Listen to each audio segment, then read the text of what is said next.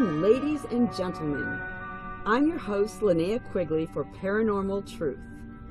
We will be having an in-depth discussion about reality and conspiracy theory. We will focus on Satanism or devil worship. Hello, my name is Patrick Allen, and this is Linnea Quigley's Paranormal Truth, a series of films where we delve into the paranormal world of the unknown. In this episode, we are going to investigate the scary world of devil worship, also known as Satanism. Does the author of evil exist, or is he just a tool of control for the church? Can a person gain wealth and power by bowing to the Dark One?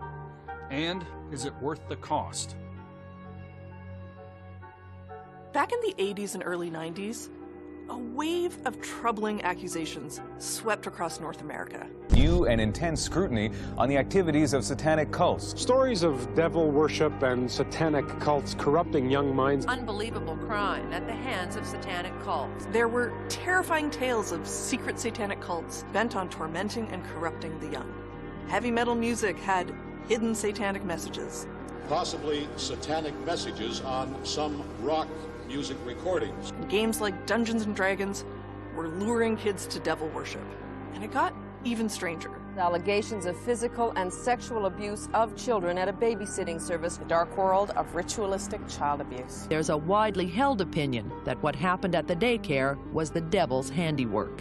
Underground networks of Satanists were infiltrating daycares and preschools to physically and sexually abuse children in occult rituals. Much of what fueled the panic was not real. But these claims led to a wave of high-profile criminal trials in the US, Canada, and beyond. The cases often followed a similar pattern, some as young as 2 years old, in ways now known to produce false allegations. Children began to talk about animal sacrifices, blood rituals, secret tunnels, even cannibalism. Police would lay charges, prosecutors would take them to court, and the media would report uncritically on what seemed to be a growing threat. Authorities searched frantically for evidence of an apparent ritual abuse epidemic across North America. Some cases would fall apart at trial or during appeal. Others resulted in wrongful convictions. Many of the accused spent years in prison, while others faced financial ruin and damaged reputations. As it turns out, the Satanic Panic may have its origins in Canada. When asked about the spark that set off the hellfire, many experts point to this book, Michelle Remembers, published in 1980, written by Canadian psychiatrist Lawrence Pastor and his former patient, Michelle Smith. The book provided a template for the allegations of satanic ritual abuse that followed. Pastor claimed he helped Smith recover repressed memories from her early childhood of a terrifying initiation into a secret cabal of Satanists operating near Victoria, British Columbia.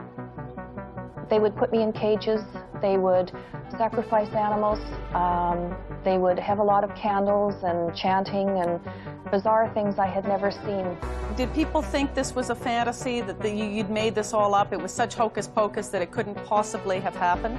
Well, I was one of the first to stand up and start to recount these kinds of things and to bring it publicly. There was no evidence or witnesses to Smith's account, yet Pastor presented the book as a true story. The hard evidence is difficult to find because if a child is sacrificed, that child's body isn't going to be left. If it's an Orthodox satanic cult, they're going to burn the body and they're going to eat it during ceremony, so they'll leave no evidence around. Michelle Remembers was also one of the first books to suggest that underground satanic networks were not only real, but were infiltrating communities in an organized effort. Anyone could be a Satanist, your next-door neighbor, your dentist, or your daycare provider. It was an idea that stuck with many readers. The book is called Michelle Remembers. The book became an overnight sensation, and Pastor and Smith received a lucrative publishing deal, a about $1.2 million in today's dollars. It also established Pazder as a sought-after expert on the burgeoning phenomenon of ritual abuse, a term he coined himself. There was even talk of a movie deal with Dustin Hoffman playing Pazder. For the McMartin preschool trial in Manhattan Beach, California, where 7 daycare workers were accused of ritually abusing children, Pazder was flown down to be an expert consultant in satanic cults for the prosecution. In another ritual abuse case in Bakersfield, California, Michelle Remembers was used as training material by social workers who believed they had uncovered an extensive satanic pedophile ring. Specialists in satanic ideology were suddenly in high demand as more and more ritual abuse cases went to trial. In Austin, Texas, another self-styled satanic cult expert was used to secure the convictions of daycare owners Dan and Fran Keller, who spent decades in prison before being exonerated. It became increasingly common to see ritual crime training seminars led by psychologists, church groups, and even the police. This is former FBI agent Ken Lanning, who studied the spread of the panic in the 80s. All these people network with each other, and they'd all get together and go to seminars and discussions, and they'd be told this is what Satanists do and this is how they do it. And so all that is planted through the use of these kinds of techniques, hypnosis and other ways, that cause the spread of this kind of stuff. So many people say, well, you can't identify these cases unless you've been trained to learn about them. And some of that training becomes a self-fulfilling prophecy. The commercial success of Michelle Remembers inspired dozens of copycat memoirs, which further amplified the perception that satanic ritual abuse was widespread. But there was never any evidence of a satanic conspiracy. In 1994, a psychologist from the University of California researched over 12,000 accusations of ritual abuse, but found no substantiated reports of organized satanic groups who sexually abused children. In later years, as the panic died down, Pazder tried to distance himself from the claims he made in Michelle Remembers. I'm not there to believe or not believe. I'm there to try and understand what they're trying to tell me of an experience, whether that has actually happened to them or that is their way of trying to express a profound pain that they've experienced. But neither he nor Smith ever publicly renounced the book's allegations. This strange period of moral hysteria serves as a reminder of what can happen when we abandon the pursuit of facts for a more sensational fiction. The question is, have we learned our lesson? Is there a well-organized plot, an insidious design right now to program and influence the minds of our children towards the occult and witchcraft? Accusations that various groups have been practicing Satanism have been made throughout much of Christian history. During the Middle Ages, the Inquisition attached to the Catholic Church alleged that various heretical Christian sects and groups, such as the Knights Templar and the Cathars, performed secret satanic rituals. In the subsequent early modern period, belief in a widespread satanic conspiracy of witches resulted in mass trials of alleged witches across Europe and the North American colonies. Accusations that satanic conspiracies were active and behind such events as Protestantism, and conversely the Protestant claim that the Pope was the Antichrist, and the French Revolution, continued to be made in Christendom during the 18th to the 20th century. The idea of a vast satanic conspiracy reached new heights with the influential Taxil hoax of France in the 1890s, which claimed that Freemasonry worshipped Satan, Lucifer, and Baphomet in their rituals. In the 1980s and 90s, the satanic ritual abuse hysteria spread through the United States and the United Kingdom amid fears that groups of Satanists were regularly sexually abusing and murdering children in their rites. In most of these cases, there is no corroborating evidence that any of those accused of Satanism were actually practitioners of a satanic religion or guilty of the allegations leveled at them. Since the 19th century, various small religious groups have emerged that identify as Satanists or use satanic iconography. The Satanist groups that appeared after the 1960s are widely diverse, But two major trends are theistic Satanism and atheistic Satanism. Theistic Satanists venerate Satan as a supernatural deity, viewing him not as omnipotent, but rather as a patriarch.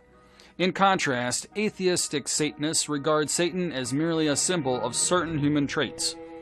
Contemporary religious Satanism is predominantly an American phenomenon. The idea is spreading elsewhere with the effects of globalization and the internet. The internet spreads awareness of other Satanists, and is also the main battleground for Satanist disputes. Satanism started to reach Central and Eastern Europe in the 1990s, in time with the fall of the Soviet Union, and most noticeably in Poland and Lithuania, predominantly Roman Catholic countries. Two of the biggest components of Satanism were Aleister Crowley, the granddaddy of them all, followed by Anton LaVey, who would later form the Church of Satan. In case anyone's never heard of him, Aleister Crowley was an English poet. He was born in 1875 to a wealthy family who were members of the Plymouth Brethren, a particularly conservative Christian group. Crowley's upbringing was so religious and so strict that as a child his only reading material was the King James Bible. By the time he reached adolescence, however, Crowley had come to despise the religious and moral hypocrisy of his family and began rebelling against their fundamentalist values. Although Crowley went on to achieve some fame as a poet and mountaineer, he is mainly remembered today as the most infamous mystic, magician and occultist of the 20th century. And Crowley acquired his notoriety primarily because of his criticism of organized religion, his very open and libertarian stance on sexuality and drug use, and his tendency to write frankly and unapologetically about these topics. And he also considered himself a prophet, and at the beginning of the 20th century he founded a new religious movement called Thelema. Crowley claimed that in 1904 he received a religious revelation in the form of an inspired text known as the Book of the Law. The Book of the Law proclaims the beginning of a new religious paradigm for mankind and announces the law of Thelema. The principal tenets of Thelema are: every man and every woman is a star, do what thou wilt shall be the whole of the law, love is the law, love under will, and there is no law beyond do what thou wilt. And Crowley interpreted the law of Thelema to mean that every individual is intrinsically divine, and as such, each individual has a divine right to pursue their own personal path through life. For Crowley, the point of life is for each person to discover and fulfill their unique purpose in the universe, which he called accomplishing their true will. He equated discovering your true will with activating your own personal genius and realizing your own divinity. For Crowley, transforming consciousness was the key to activating your own genius, particularly transforming consciousness such that you dissolve the boundary between the ego and the non-ego, which he equated with a mystical or religious experience. And these experiences are the goal of Crowley's system of practical occultism. The motto of his system is the method of science, the aim of religion. And this means marrying scientific experimental methodologies to religious practices in order to understand the physiological and psychological processes that produce mystical experiences and to reap the benefits of these experiences. So Crowley would have been extremely interested in the scientific research into the production of mystical experiences that many people here are actually currently researching. Crowley recommended two techniques to transform consciousness. The first is the Eastern discipline of yogic meditation, which he learned in Ceylon and India. And Crowley depicted yoga as an introverted method of transforming consciousness, in which the mind is contracted to a single point until normal consciousness is transcended. The second technique is Western ceremonial magic, or magic with a K as Crowley spelled it, which he learned while he was a member of the Hermetic Order of the Golden Dawn. The Golden Dawn was a magical secret society founded towards the end of the 19th century that instructed its members in the theory and practice of ceremonial magic. Essentially, it was like a Hogwarts school of witchcraft and wizardry for wealthy Victorians. Crowley depicted ceremonial magic as an extroverted method of transforming consciousness, in which the magician's consciousness is ritually exalted by words, symbols, instruments, and gestures until normal consciousness is transcended.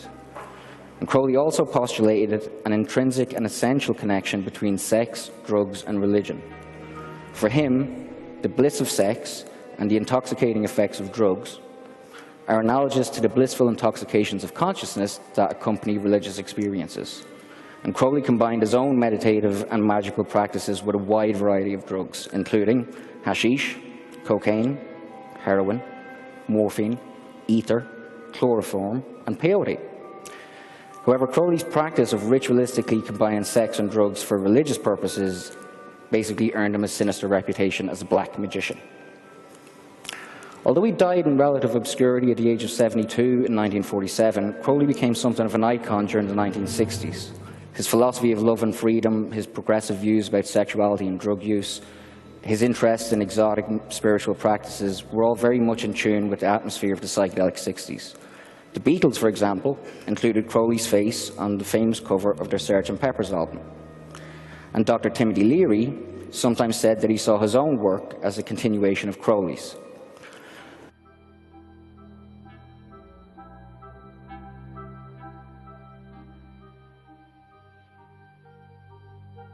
I don't see how sincerity could be involved in such a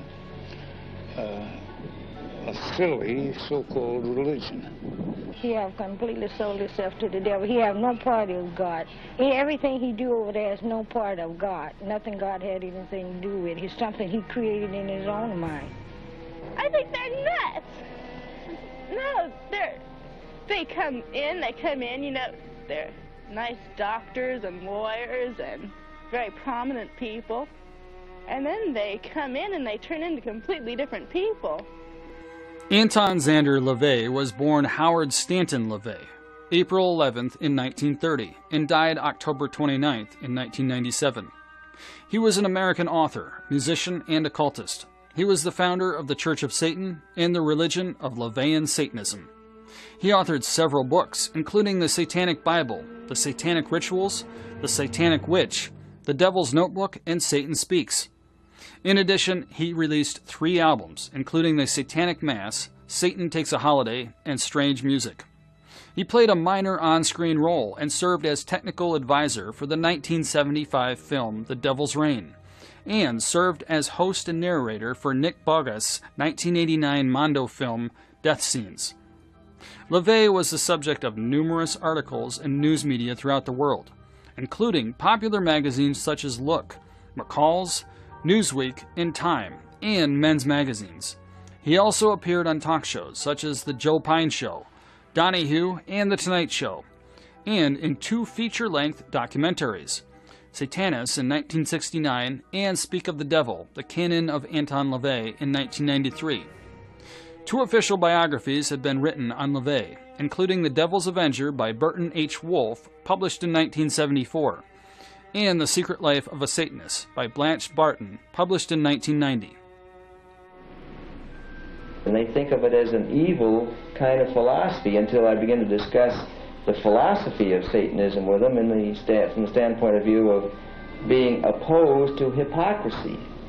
Well, it occurred to me for many, many years that there was a large gray area between psychiatry and religion that was untapped, and no religion had ever been based on man's carnal needs or his fleshly pursuits.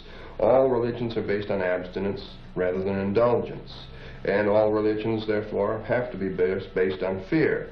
Well, we don't feel that fear is necessary to base a religion on. The fact that religions for thousands of years have been telling people what they should do and what they shouldn't do according to the basic whims of a person who might be running the show is very understandable. We're realists, we Satanists, but we also feel that a person has to be good to themselves before they can be good to other people. So we feel the greatest sin of all is self-deceit.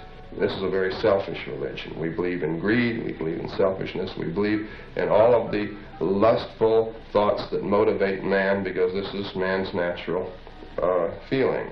This is based on what man naturally would do. He's been in the neighborhood about 14 years, and I always knew him as Tony, and just a nice, or a little more dramatic than most men in the neighborhood, perhaps, but I certainly don't, I think he's very learned on the subject. He's done a lot of reading on magic and all of that. Actually, I don't know what kind of man he is, because his appearance is very nice. He makes very good impression. He has very soft voice, And he talks so smooth, so, you know, so pleasant. And as soon as you meet him, you think he's a very, very nice man, you know. But because something going wrong, definitely, over there, I just had a feeling I can't trust him. A very undesirable type of a neighbor. The property is not kept up, especially in the back. The overgrown backyard, weeds, the drain pipes from the roofs are all shot. And the minute the winter hits in, the wind, the slightest heavy wind blows most of his roof on my backyard. I am out there picking up shingles and pieces of tar paper. Before, he used to have all his hair, just like curly head of hair. Now he shaved his head and wears the collar. And and being a Satanist minister, this too is something that sort of sets him apart. And I think rather original of him to have conceived this idea. Oh, according to this publicity man that I met,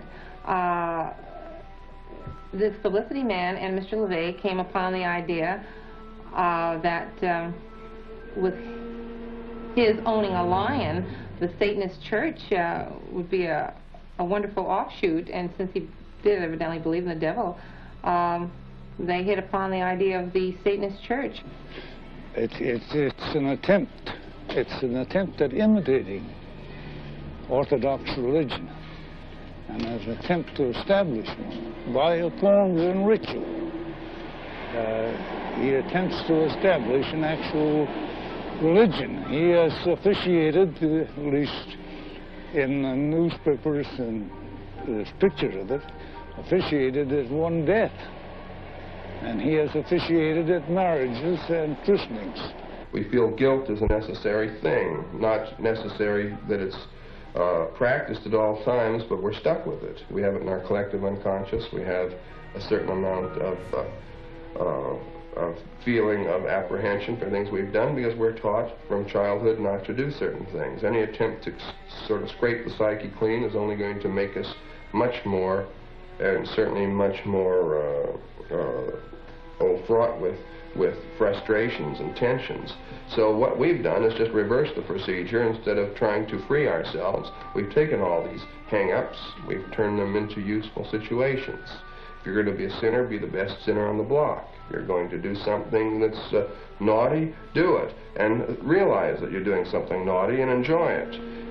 Being such strong believers as we are in the Mormon religion, of course there was great conflict. It seems as if a belief in flesh, I mean, in doing per se what you want to do while you're here upon this earth, not worrying about a life to come and the fact that God has commanded us to do certain things. There are women, they are without clothes, naked. And men are in kind of black, I don't know even the name of those clothes, you know. Just a kind of high hat on a top. And they're all covered in black. And what I can see from my window sometimes, it's a red light. And in this red light, those silhouettes, you know, like devils, I would say. And one silhouette, a big one, on the left side, I don't know, maybe it's him standing over the whole crowd and preaching, probably. Most people who don't know anything about it or him, I mean, I've met people who say, oh, you live next door to the man who believes in the devil, you know, and they get all excited and think that, you know, some horrible goings on. Definitely, I think that Christian churches, they should be maybe active somehow. They should do something about it. Well, of course, this is not the first time that this sort of thing has been apparent in the history of the Christian Church. From the very beginning, in the fourth gospel, this conflict of good and evil is brought forth very pointedly by a contrast between light and darkness. And the quotation from St. John's Gospel is, "For men love darkness rather than light, because their deeds are evil." I would not want to dignify this work out here by calling it a church. It certainly doesn't have the ethical content that I think the Christian church has. And we certainly should keep our ethics high, and I think that this sort of thing that goes on here is anything but that. Myself, I have naturally many of the same problems, the trials and tribulations of any regular minister, of any other church. The only thing that really presents a difference is the fact that I cannot perhaps be sanctimonious about things, but I can do anything that I want to. I can pursue any kind of lustful desires that I might feel. I can engage in any activities that are so-called sinful activities and not really worry about any ecumenical councils making it right for me to do these things. Okay, now for me to stand up and say, this is wrong, you shouldn't be there, everything you're doing is morally wrong and legally wrong, then I'm denying him his right. I'm denying him his right to say that he believes in the Satanic Church, that he stands up for what he believes in. You know, and this is his own prerogative. I mean, if he wants to do it, let him do it. And I think more power to him that he has the courage to stand up to quite a few bigoted people.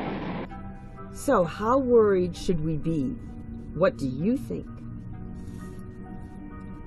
When will our evil overlords appear? I'm Linnea Quigley for Paranormal Truth.